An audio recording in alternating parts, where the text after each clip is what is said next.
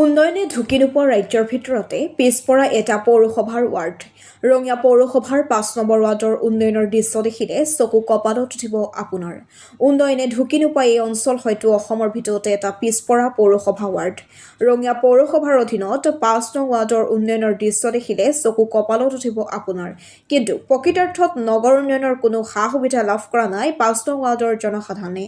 ৰঙিয়া পৌৰসভাৰ অধীনৰ এই ৱাৰ্ডটোত নাই এটাও পকী পথ, নাই নলা নৰ্দমা, নাই ষ্ট্ৰীট লাইট, নাই খোৱা পানীৰ ব্যৱস্থা। অঞ্চলটোত বিবাহ উপযুক্ত ছোৱালী আজিলৈকে হোৱা নাই বিয়া, কিয়নো অঞ্চলটোত নোসোমাই গাড়ী মটৰ।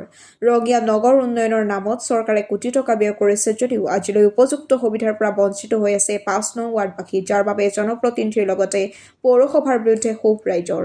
মোৰ নাম ইছলাম আলী। হয়, আমাৰ ৰাস্তা এনেকুৱা বেয়া হৈছে, ৰাস্তাত এটা শিল গুটি নপৰে। আজি 5 বছৰ হ'ল, অফিচ স্কুলতে 5 বছৰ থাকিল, কিন্তু সভাপতি হিচাপে একো কামেই হোৱা নাই।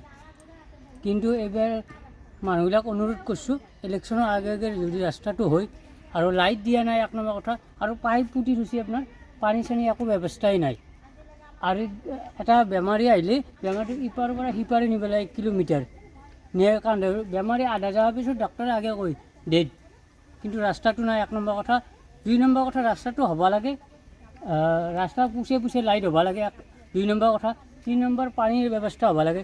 4 নম্বৰ ৰাস্তাটো হ'লে আপোনাৰ মানুহবিলাক সুবিধা হ'ল, আৰু স্কুল এখন হ'লে বেছি ভাল। আমাৰ ইয়াত চলিগিলা বহুত কষ্ট কৰে, কিন্তু ৰেল লাইনটোৰ কাৰণে আপোনাৰ ৰেল আহি কাৰণে চলিগিলা স্কুল যাব নোৱাৰাৰ কাৰণে আপোনাৰ চলিগিলা স্কুল যাব নোৱাৰে। এই চলিগিলা মাকে নিব নোৱাৰে, স্কুল বহুত দূৰ।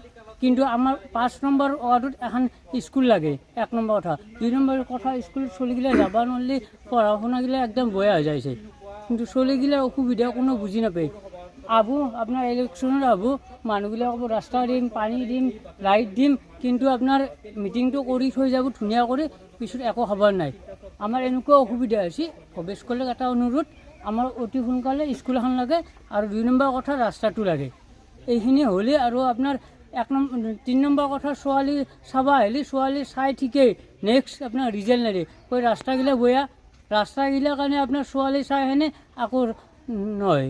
কাৰণ কৈ তোমালোকৰ তাতে গাড়ী এখন নিব নোৱাৰি, ৰাস্তা নহ'লে আপোনাৰ ছোৱালী চাব গ'লে গাড়ীখন যদি লৈ নাযাওঁ ছোৱালী আনিব নোৱাৰি। এই তাৰ পিছত আপোনাৰ ৰাস্তাটো নহয়, মানুহবিলাক ঘৰ বনাব লাগিলে বেলেগত থৈ আহিব লাগে। আমাৰ গাঁৱৰ ছোৱালী এইবিলাক ছোৱালী স্কুলত 1 দিন যায় 3 দিন যাব নোৱাৰে, কাৰণ 2 নম্বৰ কথা ৰাস্তাৰ স্কুলে নাই, বেলেগত যাব লাগে। এইফালে ৰেল লাইন পাৰ হৈ গ'লে আপোনাৰ ৰেলগাড়ী আহি যায়, খুন্দাই দিলে কোনে ৰিক্স ল'ব? ডাঙৰ ডাঙৰ নেতাগিলা ভৱেশ কলিতা কিমান জেগাত কিমান কৰি দিছে, আমাৰ ইয়াতে কি কৰি দিছে? 5 নম্বৰ বিধায়ক হিচাপে কিন্তু ৰাস্তাটো কৰি দিব লাগিছিল, ৰাস্তাটো কৰি দিয়া নাই।